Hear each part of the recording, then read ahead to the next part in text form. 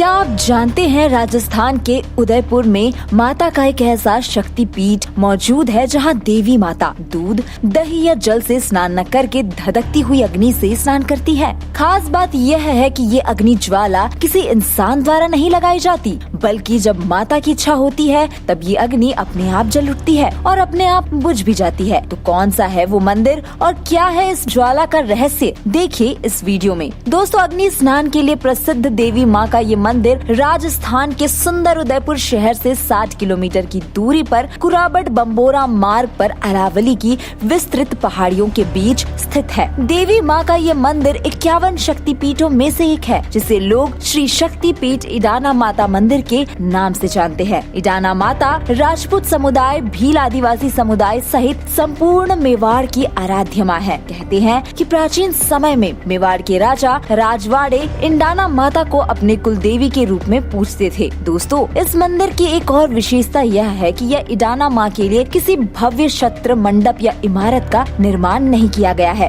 बल्कि इडाना माता खुले आसमान के नीचे विराजमान है। जहाँ माता विराजमान है उसी स्थान पर अचानक आग दहक उठती है। इस घटना को देखने वाले लोग बताते हैं कि अग्नि की लपटें 15 से 20 मीटर तक ऊंची उठती है। इस अग्नि से इडाना माता प्रतिमा के आसपास प्रसाद, चढ़ावा, अन्य पूजन सामग्री आदि सब कुछ जलकर राख हो जाता है, लेकिन इडाना माता की जागृत प्रतिमा और धारण की हुई चुनरी पर आग का कोई असर नहीं होता। वास्तव में यह घटना किसी आश्चर्य से कम नहीं है कि अग्नि स्नान के बाद माता की प्रतिमा वर्षों पहले जैसी थी, आज भी वैसी है। दावा किया जाता है कि यहाँ देवी माँ साक्षात विराजमान रहती है और यहाँ होने वाला अग्नि स्नान उन्हीं के चमत्कार के कारण संभव हो पाता है। दरअसल माँ इडाना की प्रतिमा की भी एक अलग कहानी है। यहाँ माता की प्रतिमा को अलग से लाकर स्थापित नहीं किया गया, बल्कि पर्वत की एक शिला में ही माता की आकृति उभरी हुई थी, जिसे थोड़ा सा तराशा गया। शिला के इसी रूप का श्रृंगार किया जाता है। इस घटना की सबसे रहस्यमय बात यह है कि माँ इडाना के आसपास न तो कोई अगरबत्ती जलती है और न ही धूप बत्ती लगाई जाती है। इसके अलावा ऐसा कोई भी ज्वलनशील पदार्थ इस प्रतिमा के पास नहीं होती जो किसी दुर्घटना के कारण आग पकड़ सके। लेकिन फिर भी